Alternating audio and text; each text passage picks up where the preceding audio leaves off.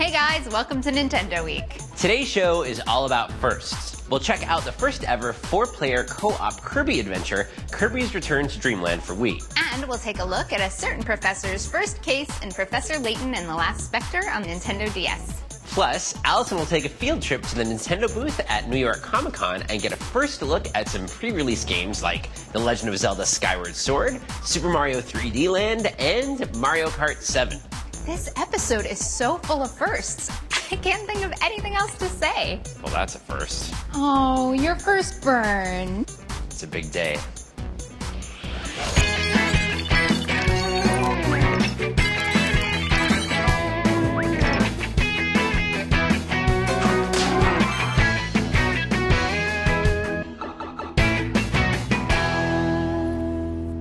When Kirby first appeared in the game Kirby's Dreamland, he floated, inhaled, and spit projectiles. Right into our hearts. And now the classic Kirby gameplay we all remember is back with some major innovations in the game Kirby's Return to Dreamland for Wii. At the beginning of the game, an alien spaceship crashes on Kirby's planet, Popstar, and its pieces are scattered everywhere. It's up to Kirby to retrieve all the ship's parts and help the alien Magolor get back to his home planet.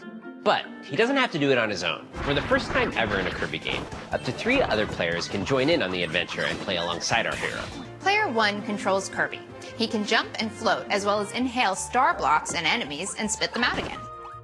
Plus, Kirby can copy abilities from bad guys he inhales, giving him a host of different skills. Some abilities will be familiar to longtime Kirby fans, like Cutter or Beam. And there are all new abilities too, like Whip, which suits Kirby up in a cowboy hat and gives him a powerful lasso, or Leaf, which surrounds Kirby in a tornado of foliage. Each ability gives you a few different ways to move and attack. It all depends on which direction you press the plus control pad, and whether Kirby is running, jumping, or even standing still.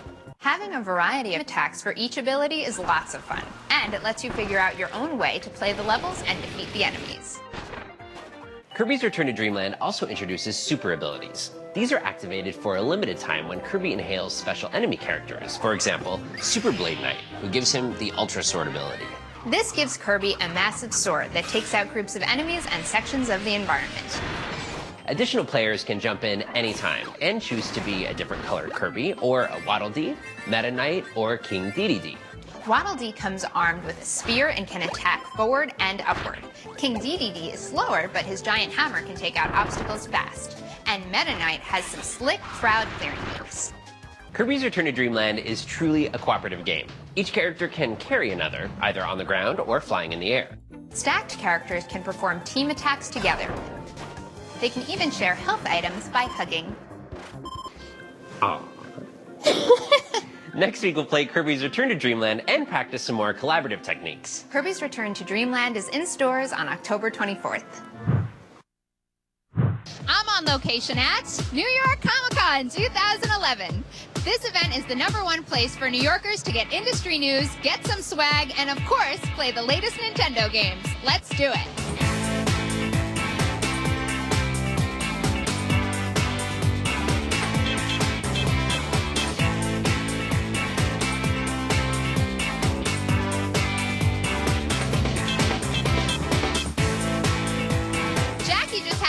To play The Legend of Zelda Skyward Sword. What do you think?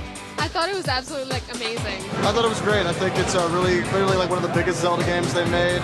The motion controls, once you figure it out, there's this great moment where you get it and it really makes sense and it's really great to play with. I think it's beautiful. I really love the Wind Waker style, so this is right up my alley.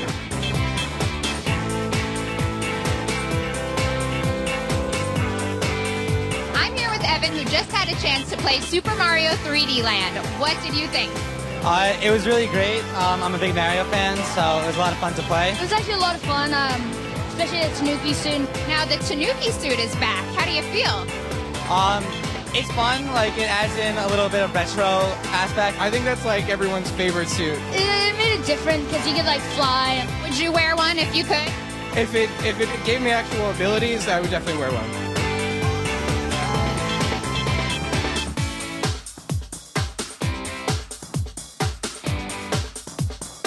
What was it like to play Mario Kart 7? Well, I love the customization of the carts. I like when you fly.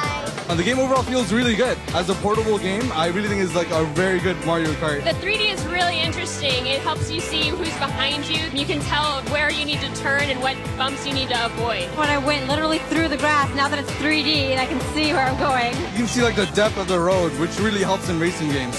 How long have you been a fan of Mario? Since 64. I guess since I was a little kid. I think that's everyone. I was like 2 years old or 1 when I played Mario Kart. We're talking 89, I don't know. Well, once again, I've had such a great time at New York Comic-Con that I really don't want it to end. Thanks for watching.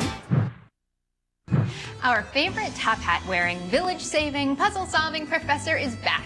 And this time it's about his very first case. Professor Layton and the Last Spector is the 4th game in the Professor Layton series, but it takes place 3 years before the events of Professor Layton and the Curious Village. At the beginning of the game, our hero receives a message from an old schoolmate asking for help.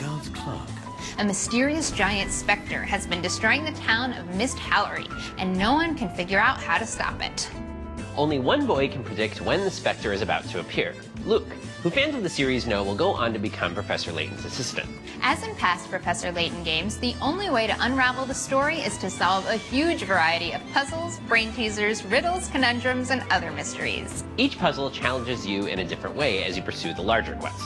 Professor Layton and the Last Spector has more puzzles than any other game in the series, and free additional puzzles will be available for download in the following weeks, so you can keep the experience going even after you've beaten the game.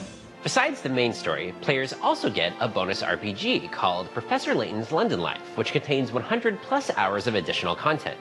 In it, your character lives in Little London with Professor Layton and a number of familiar faces from the series. You can customize your character with special clothing and collect items and furniture.